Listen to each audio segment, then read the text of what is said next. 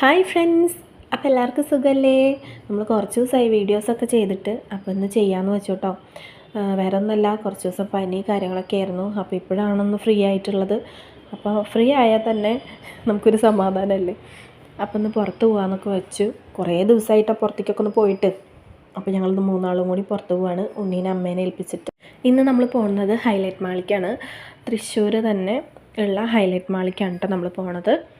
അപ്പോൾ അവിടെ എല്ലാത്തിനും ഓഫറും കാര്യങ്ങളൊക്കെ ഉണ്ടെന്ന് അറിഞ്ഞു. പിന്നെ ഓണം വരാൻ പോവല്ലേ, അപ്പോൾ അതിൻ്റേതായ കുറേ ഓഫറുകളും കാര്യങ്ങളൊക്കെ ഉണ്ട് കേട്ടോ. അപ്പോൾ എല്ലാവരും ഒന്ന് പോയി നോക്കണം.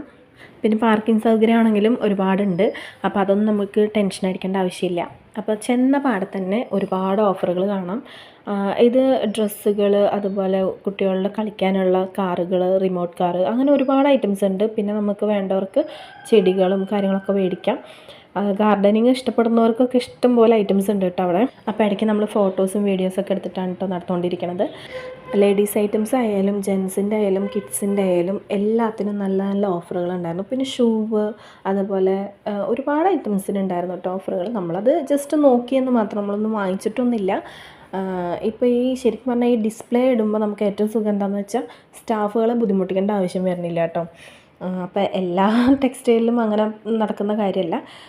അപ്പോൾ നമ്മൾ പരമാവധി മറ്റുള്ളവർക്കൊരു ബുദ്ധിമുട്ടില്ലാണ്ട് നമ്മളതൊക്കെ നോക്കി.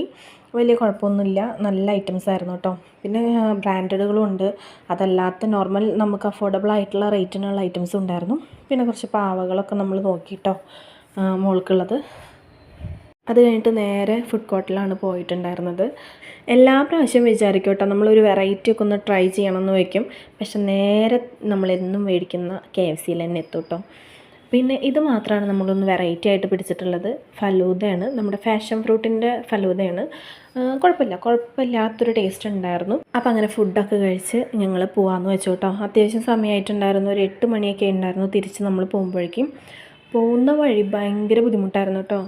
വെള്ളമൊക്കെ നിറഞ്ഞിട്ട് റോഡ് ഫുള്ള് വെള്ളമായിരുന്നു കേട്ടോ. അപ്പോൾ ഈ സ്വിഗ്ഗിക്കാരും അതുപോലെ സൊമാറ്റോക്കാരൊക്കെ ഡെയിലി ആ വഴിക്ക് പോകുന്ന ആൾക്കാരായാലും നല്ല പാടാണ് കേട്ടോ ഇത് കൂടെ വരാനായിട്ട്. അത് മാത്രമല്ല മോളോ മോനൊക്കെ കൂടെ ഉണ്ടെന്നുണ്ടെങ്കിൽ എനിക്ക് ഭയങ്കര ഒരു ടെൻഷനാണ് കേട്ടോ. വണ്ടിയിലിരിക്കുന്ന സമയത്തായാലും ഇങ്ങനത്തെ സ്ഥലങ്ങളിലൊക്കെ പോകുമ്പോൾ എനിക്ക് ഭയങ്കര പേടിയാണ്.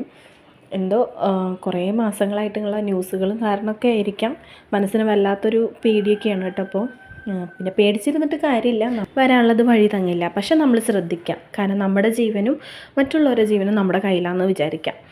അപ്പോൾ ഇന്നത്തെ വ്ളോഗ് ഇത്രയേ ഉള്ളൂ. അപ്പോൾ എൻ്റെ ചാനൽ ആദ്യമായിട്ട് കാണുന്നവർ പ്ലീസ് ഒന്ന് സബ്സ്ക്രൈബ് ചെയ്ത് സപ്പോർട്ട് ചെയ്യണേ. ബൈ.